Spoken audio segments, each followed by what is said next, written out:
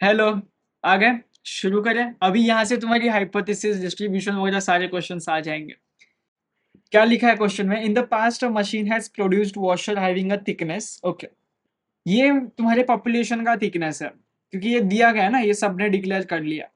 To determine whether the machine is in proper working condition, a sample मतलब N 10 washers from which the mean thickness मतलब sample का X bar होता है अपना 0.053 and a standard deviation sigma या फिर S कुछ भी लिखो 0.03।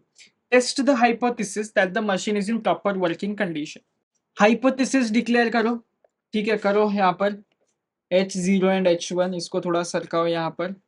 H0 which is null hypothesis and H1 is alternative hypothesis. क्या करना है हमें? कितना इसका मशीन का पहले तो चलती कितनी है ये 0.050। टेस्ट द हाइपोथेसिस, टेस्ट बोला है, for which the machine is in proper working order. Machine working order में कब है? जब वो थिकनेस प्रोड्यूस करती है इतने इसका। हमें टेस्ट करने बोला, और टेस्ट हमेशा कौन से हाइपोथेसिस को होता है?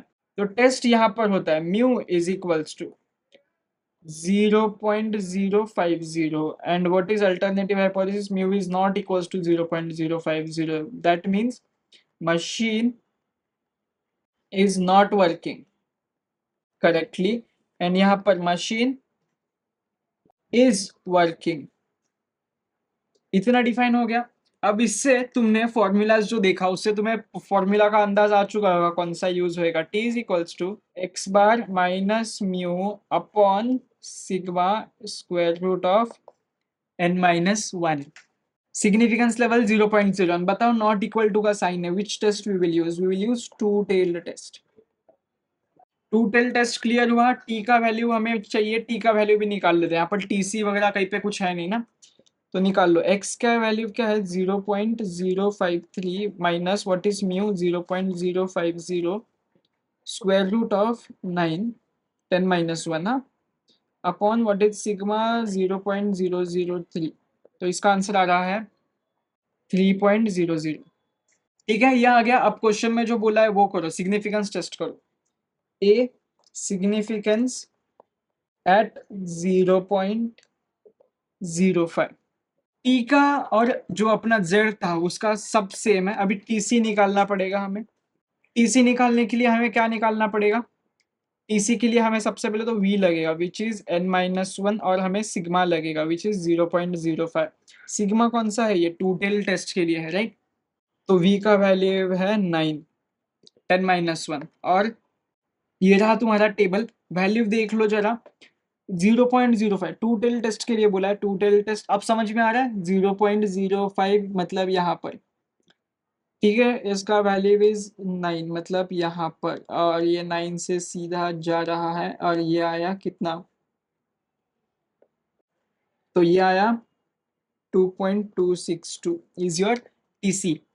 अभी सेम लगे हाथ हम बी के लिए भी निकाल लेते हैं। सिग्निफिकेंस लेवल कितना बोला है? 0.01।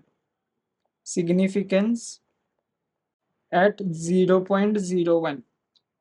तो TC v is equals to n-1 which is 9 और अल्फा टी है 0.01।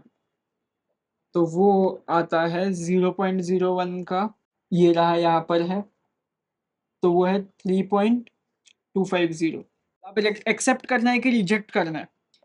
इसे एटलीस्ट इस कोने में मूव करते हैं। अब प्लॉट करो।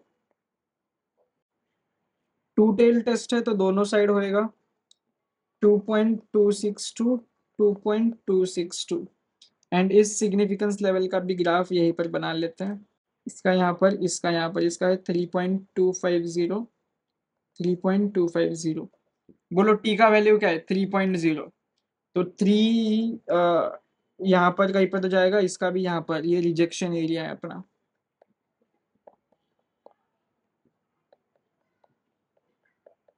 और इसका 3 यहाँ पर आ रहा है। यहाँ पर हमने किया रिजेक्ट H0, रिजेक्ट H0 और यहाँ पर हमने किया accept H0 which is what is H0? Machine is in working.